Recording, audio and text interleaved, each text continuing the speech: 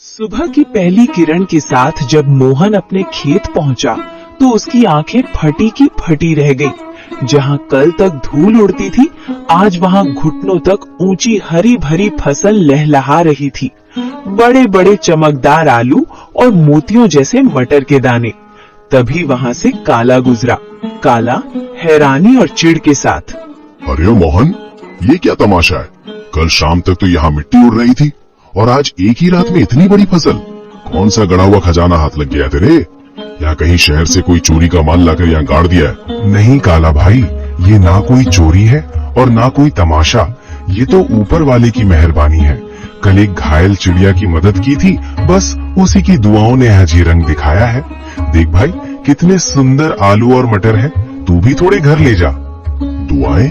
चिड़िया मुझे बेवकूफ समझता है। ये जरूर कोई काला जादू है। जोर से, मुझे तेरे खैरात की जरूरत नहीं है मोहन। याद रख, जो रातों रात उगता है वो रातों रात ढल भी जाता है। काला के मन में शांति नहीं थी। वो जानना चाहता था कि मोहन को ये सब मिला कैसे। वो बिल्ली के कदमों से मोहन के टूटे हुए घर के पीछे पहुंचा और खिड़की से कान लगाकर सुनने लगा। अंदर मोहन, बिमला और माँ बातें कर रही हैं। मोहन, मुझे अब भी यकीन नहीं होता। वो सुनहरी परी सच में हमारे लिए फरिश्ता बनकर आई थी।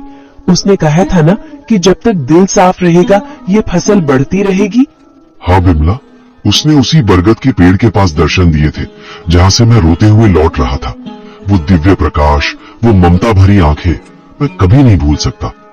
काला भाई को शक हो रहा था, पर उसे कैसे समझाऊं कि ये सब दया का फल है। काला खिड़की के बाहर बुदबुदाते हुए, अच्छा तो ये बात है। बरगद का पेड़, परी और सुनहरी पोटली। अगर उस भीख मंगे मोहन को परी मिल सकती है तो मैं तो उससे कहीं ज्यादा चालाक हूँ। मैं भी कल उसी पेड़ के पास जाऊंगा और उस परी से सब कुछ छीन लूंगा। काला सुबह सुबह उसी बरगद के पेड़ के नीचे पहुंच गया। उसने एक जाल बिछाया और एक चिड़िया के आने का इंतजार करने लगा। उसने सोचा कि वो किसी चिड़िया को घायल करेगा और फिर उसकी मदद का नाटक करेगा। कहाँ है वो परी? ओ चिड़िया, बाहर निकल। देख, मैं तेरे लिए कितने दाने लाया हूँ। बस एक बार मेरे सामने आ जा और मुझे वो मखमली पोटली दे दे। मुझे आलू मटर नहीं, मुझे सोना चाहिए, चांदी चाहिए।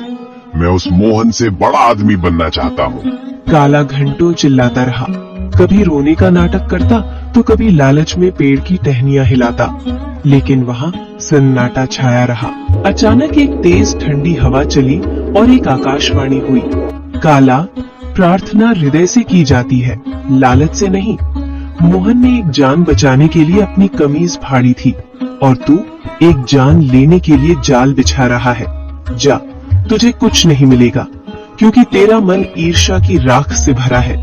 लालच की फसल कभी मीठी नहीं होती। नहीं, ये नाइंसाफी है। उस गरीब को सब कुछ और मुझे कुछ नहीं। अगर मुझे नहीं मिला तो मैं मोहन का भी कुछ नहीं रहने दूंगा। मैं आज रात उसके खेत को शमशान बना दूंगा। मोहन ने पहली फसल घर लाई। बिमला ने जब आलू और मटर की सब्जी बनाई तो उसकी खुशबू पूरे गांव में फैल गई। बीमार माँ